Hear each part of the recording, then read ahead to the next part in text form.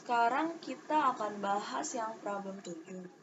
Kalian bisa buka modulnya problem 7. Nama perusahaannya PT Bumi dan Langit. Ini masih materi insolvensi ya.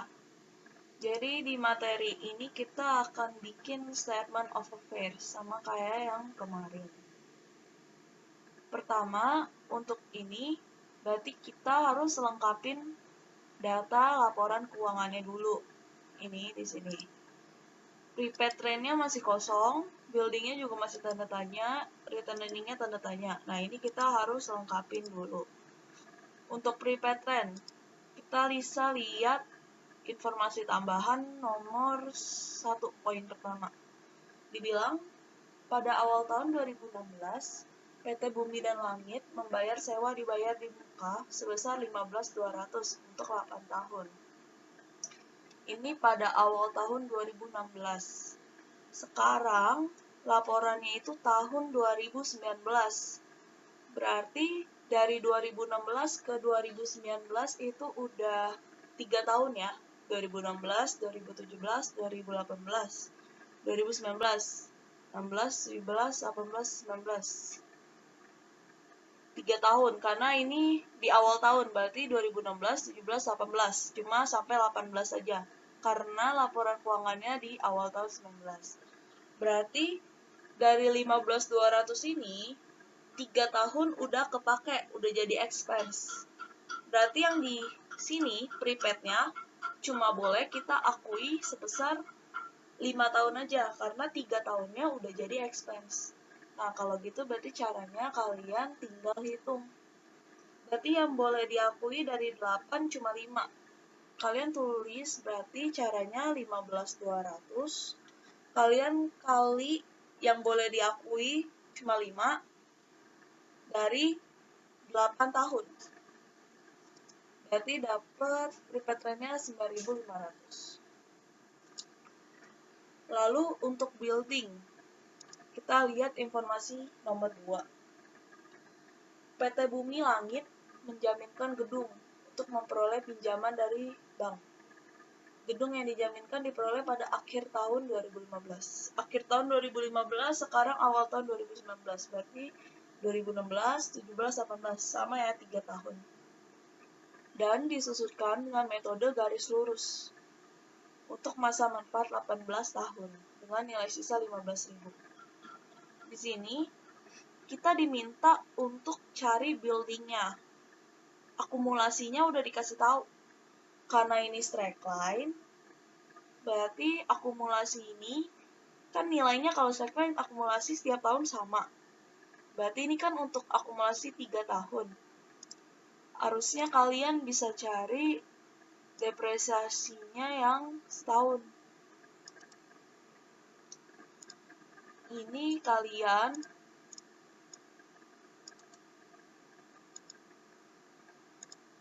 berarti kan untuk 3 tahun akumulasinya itu awalnya ada, kalian bisa lihat nih, akumulasinya ada 75.000. Itu untuk 3 tahun. Berarti kan 1 tahunnya itu 75.000 dibagi 3 kan, 25.000. 1 tahun depresiasinya 25.000. Rumus depresiasi straight line kan cost dikurang residu dibagi tahun kan. Nah, ini kalian mau cari pakai rumus. Berarti depresiasinya dikasih tahu 25.000, masukin rumusnya, tinggal di persamaan, nanti dapat cost-nya 465.000. Berarti di sini kalian bisa masukin 465.000. Jadi dia mundur ngerjainnya.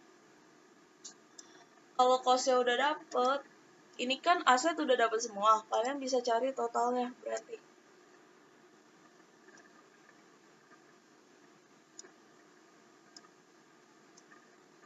Totalnya dapat 654.000. Kalau total asetnya 654, berarti di sini juga sama. Nah, kalau udah dapet, berarti RE-nya kita bisa cari juga ya. RE-nya berarti sama dengan 654 dikurang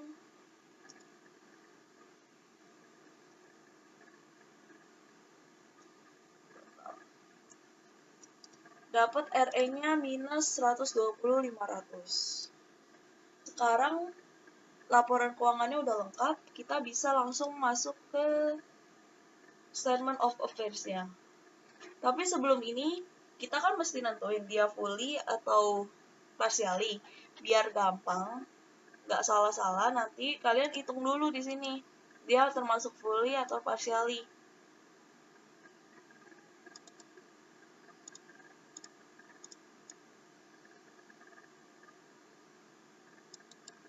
Jadi nanti sekalian. Nah, pertama kita mulai dari land dulu. Land. Nilai tanah PT Bumi dan Langit lebih tinggi 12.000 dari biaya perolehannya. Kalian lihat nilai perolehan land. Itu 100.060. Berarti ini 112.060 itu didapatnya dari 100.060 ditambah 12.000. Karena dia bilang lebih tinggi. Nilai yang di sini kalian pakai nilai fair value. Ingat ya, fair value, nilai wajar sekarang atau nilai saat ini, nilai jual yang dipakai itu. Kalau udah, sekarang kita masukin nilai mortgage-nya. Dia bilang mortgage payable-nya itu 120.000, kalian tinggal pindahin aja 120.000. Terus interest payable, ini kan nggak dikasih tahu. Kita mesti lihat informasi yang bawahnya. Dia bilang interest bank loan dibanding interest mortgage payable itu 1:1. Interest bank loan banding interest mortgage payable. Berarti ini kan ada accrued interest 12.000 kan. Berarti accrued interest 12.000 itu adalah accrued interest-nya untuk bank loan dan accrued interest untuk mortgage. Kalau berarti dari 12.000 ini kan ada 12.000 berarti. Berarti untuk bank loan sama dengan 6.000, untuk mortgage payable sama dengan 6.000 juga ya. Karena dibagi 2, 1:1. Terus sekarang kita lihat mortgage payable-nya dia cuma 1 atau 2. Kalian lihat di sini. Untuk poin ketiga, dia bilang dijaminkan pakai mortgage. Terus poin keempat, dia bilang dijaminkan pakai mortgage lagi. Berarti ada 2 jenis mortgage. Mortgage yang pertama itu untuk menjaminkan tanah, untuk dijaminkan dengan tanah. Mortgage yang kedua dijaminkan dengan persediaan atau inventory. Nah, nominalnya untuk yang pertama itu dia bilang 120.000. Untuk yang kedua, kalian lihat dari neraca. Neraca kan mortgage-nya ada 220. Udah kepake 120. Berarti sisanya 100. Makanya nominalnya segini. Terus, keterangan lagi, di mana interest kedua mortgage payable nilainya sama. Ini maksudnya bukan nilai angkanya sama, tapi rate-nya ya sama. Berarti ini rate antara ini sama ini sama. Kalau kayak gini, kalian bisa cari dengan perbandingan. Berarti kan nilai totalnya harusnya, kalau di total kan ini 220 kan. Berarti kalian bisa aja bikin ini rumusnya. Kalau mau bikin rumus, berarti sama dengan total mortgage, interest untuk mortgage kan 6.000. Kalian masukin 6.000. Terus dikalikan rate-nya. Rate perbandingannya berarti ini 120.000 per total. Totalnya kan 220.000.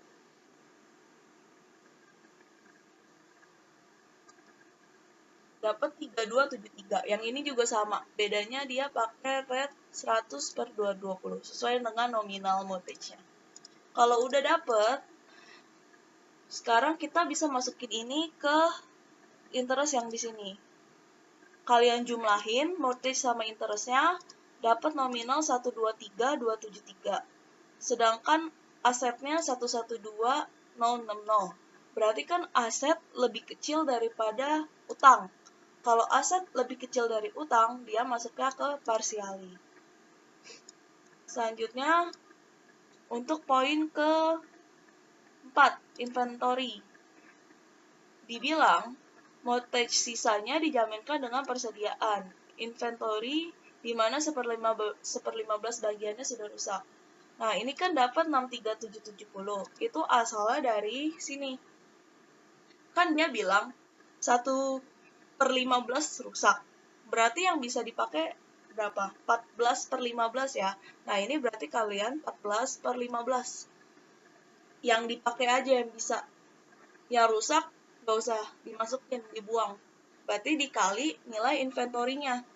Nilai inventory ada 68325. Berarti ini kalian 14/15 dikali 68325. Dapat nanti 63770.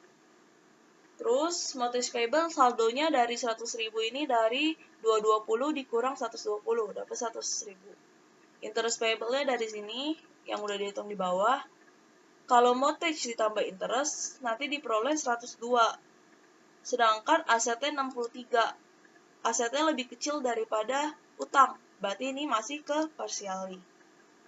Terus sekarang kita ke satu lagi. Untuk building, ini kalian lihat info nomor 1. Info nomor 2 maksudnya. Menjaminkan gedung untuk memperoleh pinjaman. Berarti pinjaman kan bank loan. Gedung yang dijaminkan diperoleh akhir bla bla bla.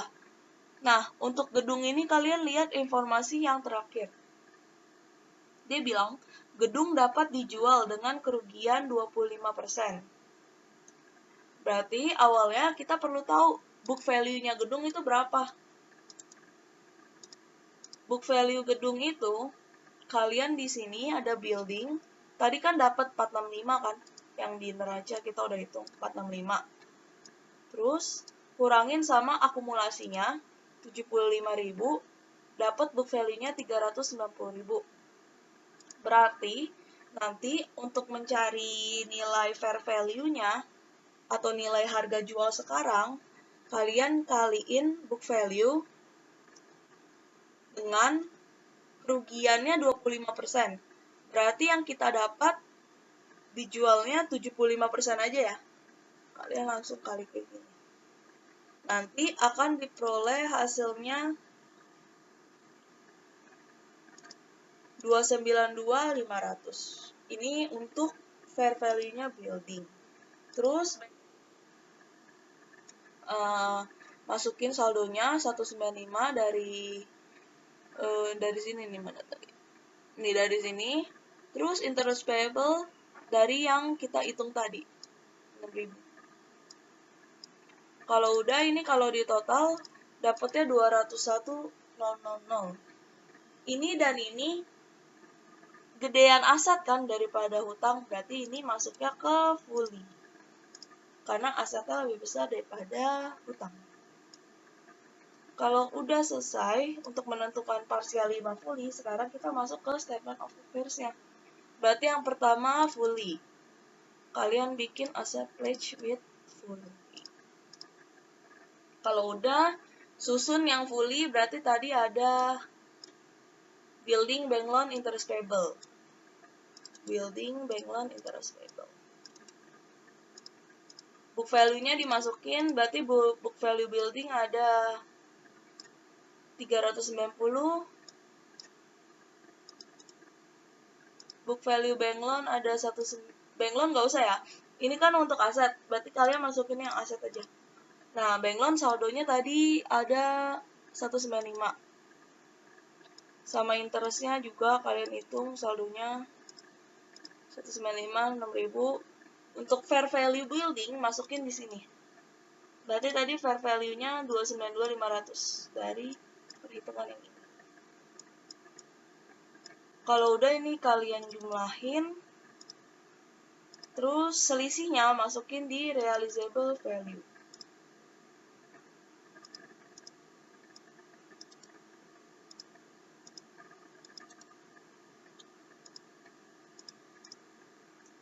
Ini selisihnya kalian masukin di sini. 91.500.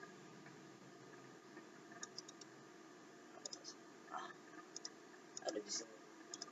Selisihnya masukkan ke realizable value. Terus Deficiency count-nya jangan lupa fair value kurangin book value. Berarti 292.500 dikurang 390. Dapatnya 97.500. Jangan salah ya, ini dikurang ini. Terus kalau fully-nya udah, sekarang ke partially. Yang partially berarti ada land, mortgage payable, interest payable. Land, mortgage payable, interest. Masukin book value land ada 100.060. Berarti land 100.060. Terus ada fair value-nya 112.060. Deficiency count-nya jangan lupa, berarti 112.060 kurang 100.060, 12. Mortgage payable-nya 120, interest-nya 3273. Dimasukin juga. Ini tinggal pindahin aja. Jadi kalau kalian udah hitung tuh di atas enak. Di statement of affairs-nya tinggal salin, pindah-pindahin. Kalau udah, untuk partially penjumlahannya, selisihnya ditaruh di bawah. Minus 11.213. Sekarang kita partially yang inventory. Berarti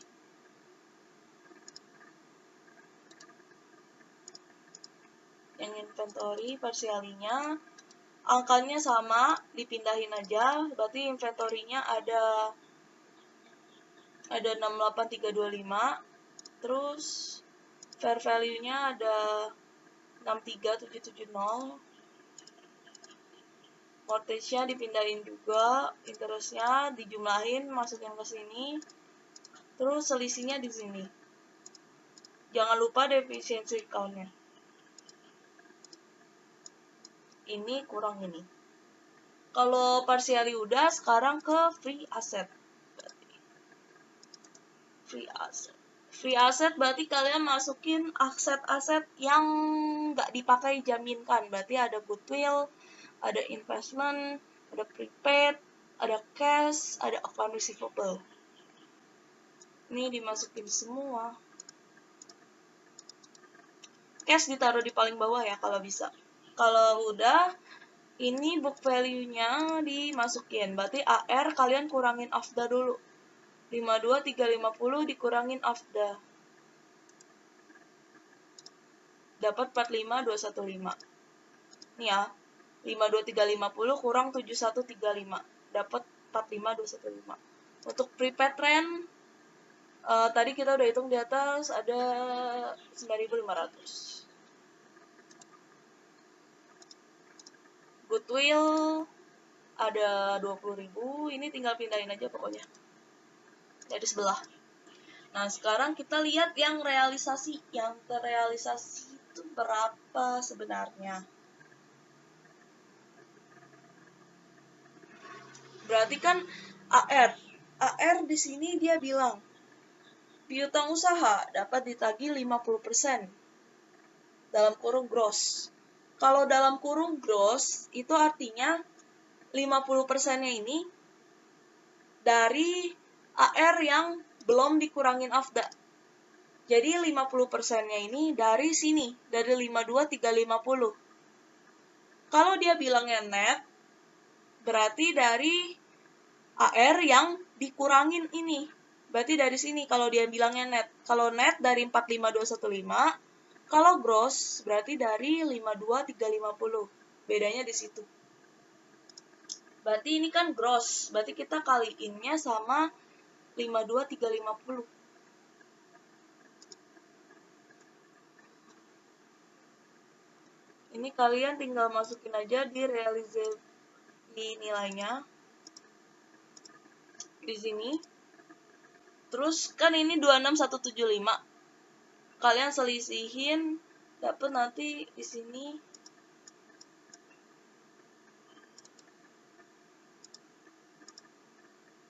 sebenarnya di sini nggak perlu ditulis nih.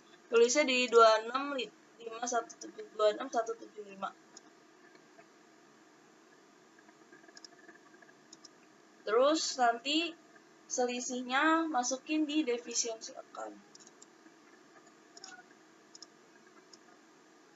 Untuk prepaid rent itu ya, kalian tinggal ini aja. di muka dapat di cover 25%. Berarti kalian tinggal 25% kali 9.500 dapat 2375.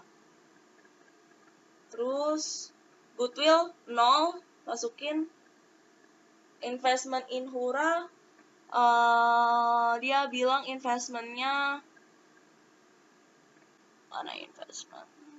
Nih, keuntungan 24%. Berarti ini 12.750 kalian kaliin 124%.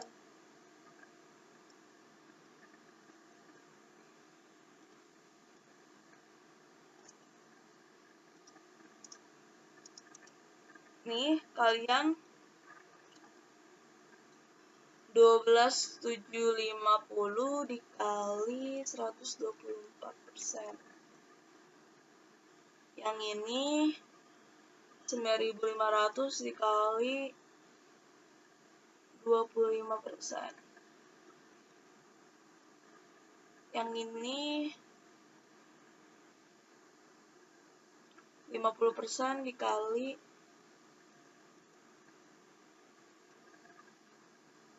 52.350. Cashnya langsung pindahin semua karena kan cash itu udah bentuk uang. Kalau udah di sini ini kalian jumlahin. Nanti muncul total net realizable value. Total net realizable value-nya kalian jumlahin. Ini penjumlahan dari ini ya, dari sini, sini. Dapat segini. Ini deficiency account-nya boleh kalian totalin juga. Sejajar sama net realizable value. Terus, kalau udah dapat total net realizable value, berarti kita harus kurangin ke liability having priority. Liability having priority-nya berarti ada apa aja? Ada salaris, ada tax ya. Salaris sama tax. Akrut salarisnya masukin angkanya 38.400. Terus taxnya 31.350. Kalau udah, ini kalian selisihin, nanti dapat hasilnya di sini namanya net free asset. Net free asset. Ini kurangin seperti ini. Kalau udah, ini nggak bisa kita cari. Kita mesti kerjain liabilities dan equity-nya dulu. Berarti ini kalian totalin dulu, dapat 654.000. Harus balance sama yang atas.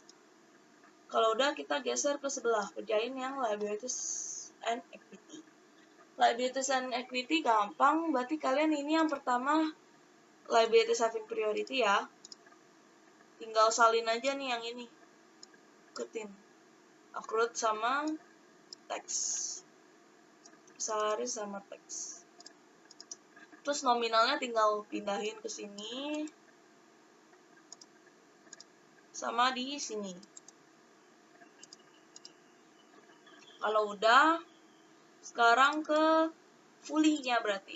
Fully secured creditor. Kalian tinggal ambil dari yang sini. Berarti bank loan-nya di atas, building-nya di bawah. Bank loan, accrued, building-nya di bawah. Nah, saldonya tinggal pindahin sesuai ini. Berarti 29.500, 195, 6.000.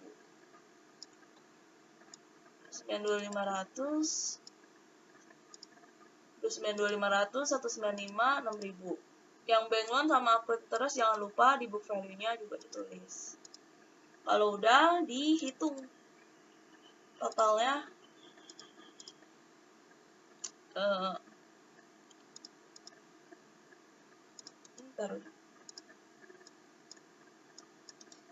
Ini kalian mau hitung totalnya boleh di sini taruh.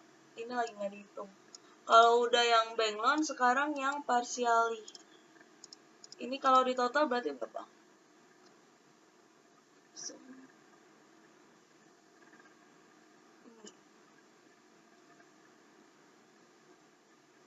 Dapat minus 91.500. Sama ya, ini 91.500, ini minus 91.500. Sekarang ke partially.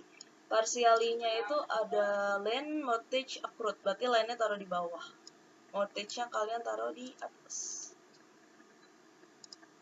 Ini mortgage, interest, land. Saldonya dipindahin juga sama dari sebelah.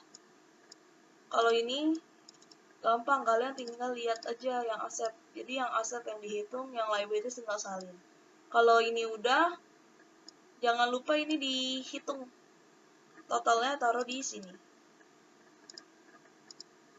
11,213. Atau nggak usah hitung lagi, dari sini juga bisa. Ini minus, kalian pindahin ke situ jadi positif. Nah, sekarang yang kedua, inventory, mortgage, sama accrued juga dipindahin.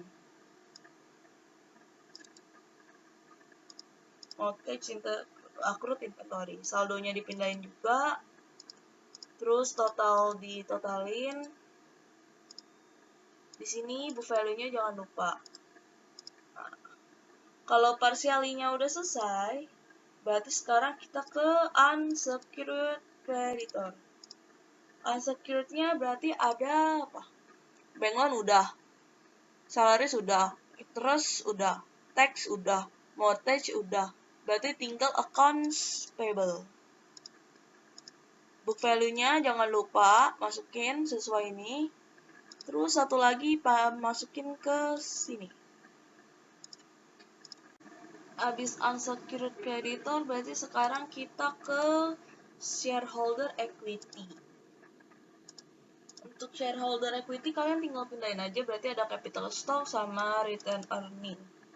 Saldonya masukin capital stock-nya 250, return earning pakai yang kita hitung di atas. Berarti ada 120, 500 minus. Jangan lupa ya, minus itu. 125 minus. Kalau udah, ini saldonya pindahin ke sini, ke defisiensi account. Kalau defisiensi account-nya udah dijumlah, udah ada, sekarang kalian tinggal jumlahin. Berarti di sini kalian jumlahkan ini dengan ini. Dengan sum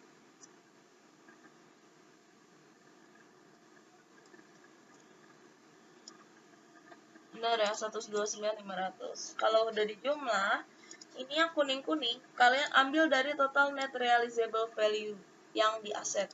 Minus 133, 160. Tinggal dipindahin aja nilainya. Kalau udah lagi, ini kalian selisihin berapa? Dapat minus 3.660. Ini kan nilainya minus. Kalau udah, ini udah dapat estimatednya. Kalau udah kayak gini, kalian tinggal pindah lagi ke aset. Nah, dari yang minus ini kan nilainya minus. Kalian pindah ke aset, nilainya jadi positif. Habis sudah positif, ini kalian tinggal jumlahin, dapat 77.520. 77.920. Terus ini kalau di total juga 77.920. Yang total liabilities equities-nya juga di total. Biar sama. Kalau udah selesai.